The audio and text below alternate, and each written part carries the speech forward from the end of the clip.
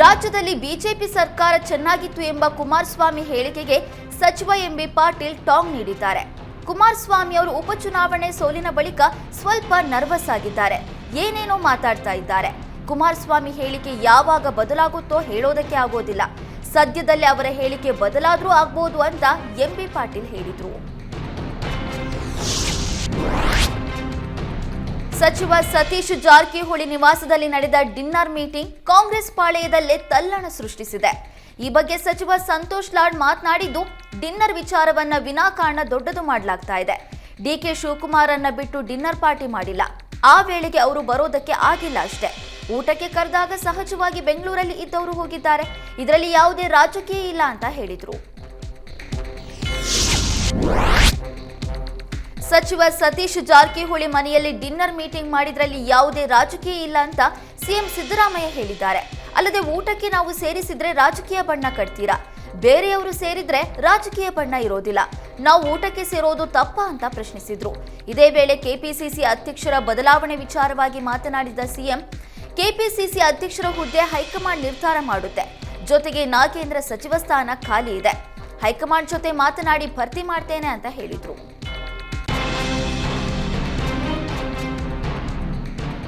ಸಚಿವ ಪ್ರಿಯಾಂಕ್ ಖರ್ಗೆ ನಿವಾಸದ ಎದುರು ಪ್ರತಿಭಟನೆ ನಡೆಸಿದ್ದಕ್ಕೆ ಬಿಜೆಪಿ ವಿರುದ್ಧ ಸಚಿವ ಸಂತೋಷ್ ಲಾಡ್ ಕಿಡಿಕಾರಿದ್ದಾರೆ. ಬಿಜೆಪಿ ರಾಜಕೀಯಕ್ಕೋಸ್ಕರ ಈ ಪ್ರತಿಭಟನೆ ಮಾಡ್ತಾ ಇದೆ. ಪ್ರಿಯಾಂಕ್ ಖರ್ಗೆ ಅವರನ್ನ ಟಾರ್ಗೆಟ್ ಮಾಡೋದನ್ನ ಬಿಟ್ರೆ ಬೇರೇನೂ ಇಲ್ಲ. ಆಗಿರೋದಕ್ಕೆ ನಮಗೆ ಬೇಜಾರಿದೆ. ಆದ್ರೆ ಅದರಲ್ಲಿ ಪ್ರಿಯಾಂಕ್ ಖರ್ಗೆ ಅವರ ಪಾತ್ರವೇನಿಲ್ಲ. ಬಿಜೆಪಿ ಪ್ರತಿಯೊಂದರಲ್ಲೂ ರಾಜಕೀಯ ಮಾಡ್ತಾ ಇದೆ. ಬಿಜೆಪಿ ಪ್ರತಿಭಟನೆ ಮಾಡಬೇಕಾಗಿರೋದು ಪ್ರಿಯಾಂಕ್ ನಿವಾಸದ ಮುಂದೆಯಲ್ಲ, ಕೇಂದ್ರ ರೈಲ್ವೆ ಸಚಿವರ ಮನೆ ಮುಂದೆ ಪ್ರತಿಭಟನೆಯನ್ನ ಮಾಡಲಿ. ಕಳೆದ 1 ವರ್ಷದಲ್ಲಿ 200 ರೈಲ್ವೆ ಅಪಘಾತಗಳು ಆಗಿವೆ. ಸಾವಿರಾರು ಜೀವ ಕಳೆದುಕೊಂಡಿದ್ದಾರೆ. ಮೊದಲು ಅಲ್ಲಿ ಹೋಗಿ ಪ್ರತಿಭಟನೆ ಮಾಡಲಿ ಅಂತ ವಾಗ್ದಾಳಿ ನಡೆಸಿದ್ರು.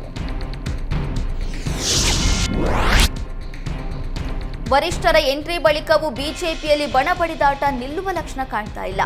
ವಕ್ಫ್ ವಿರುದ್ಧ ಯತ್ನಾಳ್ ಬಣ ಬಳ್ಳಾರಿಯಿಂದ 2ನೇ ಹಂತದ ಹೋರಾಟ ಆರಂಭಿಸ್ತಾ ಇದೆ. ಅಲ್ಲದೆ ಇಂದು ಸಂಜೆ ಯತ್ನಾಳ್ ಟೀಮ್ ದೆಹಲಿಗೆ ತೆರಳುತ್ತಾ ಇದೆ.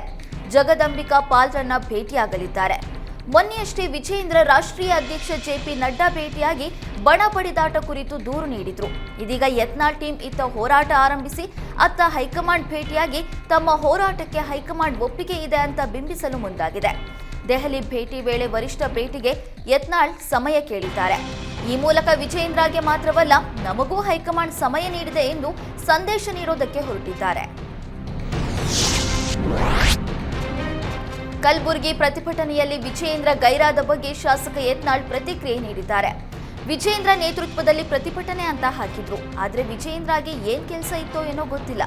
ಆದ್ರೆ ಅಶೋಕ್ ಹಾಗೂ ವಿಜೇಂದ್ರ ಮಧ್ಯೆ ಹೊಂದಾಣಿಕೆ ಕೊರತೆ ಇದೆ. ಅಶೋಕ್ ಎಲ್ಲರನ್ನ ಒಟ್ಟಿಗೆ ತೆಗೆದುಕೊಂಡು ಹೋಗ್ತಾರೆ. ನಮ್ಮಲ್ಲಿ ಸದ್ಯ ಸಾಮೂಹಿಕ ನಾಯಕತ್ವ ಇದೆ ಅಂತ ಹೇಳುವ ಮೂಲಕ ವಿಜೇಂದ್ರಗೆ ಯತ್ನಾಳ್ ತಿರುಗೇಟು ನೀಡಿದ್ದಾರೆ.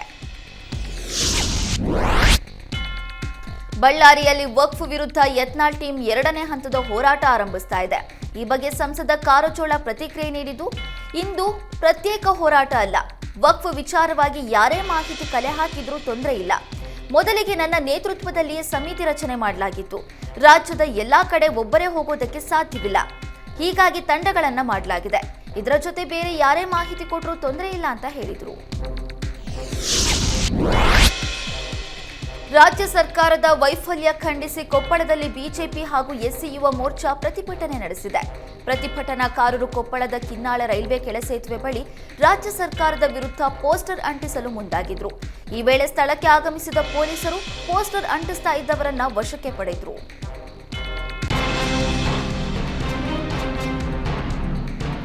ರಾಜ್ಯ ಸರ್ಕಾರ ಬಸ್ ಟಿಕೆಟ್ ದರ 15% ಏರಿಕೆ ಮಾಡಿದ್ದಕ್ಕೆ ರಾಜ್ಯದಾದ್ಯಂತ ಪ್ರಯಾಣಿಕರು ಆಕ್ರೋಶ ವ್ಯಕ್ತಪಡಿಸಿದ್ದಾರೆ. ಫ್ರೀ ಅಂತ ಹೇಳಿ ಈಗ ಗಂಡಸರಿಂದ ವಸೂಲಿ ಮಾಡ್ತಿದ್ದಾರೆ. ಗಂಡು ಮಕ್ಕಳಿಂದ ವಸೂಲಿ ಮಾಡಿ ಹೆಣ್ಮಕ್ಕಳಿಗೆ ಕೊಡ್ತಿದ್ದಾರೆ. ಈಗ ಪೆಟ್ರೋಲ್ ಡೀಸೆಲ್ ದರ ಏರಿಕೆ ಆಗಿಲ್ಲ, ಆದ್ರೂ ಯಾಕೆ ಬಸ್ ಟಿಕೆಟ್ ದರ ಏರಿಕೆ ಮಾಡಿದ್ದಾರೆ? ಗ್ಯಾರಂಟಿ ಯೋಜನೆಗೆ ಹಣ ಹೊಂದಿಸಲು ಬಸ್ ದರ ಏರಿಕೆ ಮಾಡಿದ್ದಾರೆ. ಕೂಡಲೇ ಸರ್ಕಾರ ಬಸ್ ದರ ಏರಿಕೆಯನ್ನ ಪರಿಶೀಲಿಸಿ ಕೂಡಲೇ ಬದಲಾಯಿಸಬೇಕು ಅಂತ ಪ್ರಯಾಣಿಕರು ಒತ್ತಾಯಿಸಿದ್ದಾರೆ. ಸಿಲಿಕಾನ್ ಸಿಟಿಯಲ್ಲಿ ಬಸ್ ಟಿಕೆಟ್ ದರ ಏರಿಕೆ ಬಿಸಿ ತಟ್ಟಿದೆ.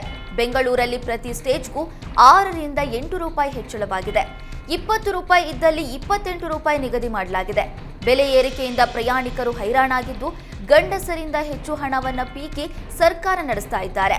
ಮಹಿಳೆಯರು ಬಸ್ ಚಾರ್ಜ್ ಕೂಡ ನಮ್ಮ ಕಡೆಯಿಂದ ಸರ್ಕಾರ ತೆಗೆದುಕೊಳ್ತಾ ಇದೆ. ಒಂದು ಕಡೆ ಕೊಟ್ಟು ಮತ್ತೊಂದು ಕಡೆ ಕಸಿದುಕೊಳ್ಳೋದು ಸರಿಯಲ್ಲ ಅಂತ ಆಕ್ರೋಶ ವ್ಯಕ್ತಪಡಿಸಿದ್ದಾರೆ.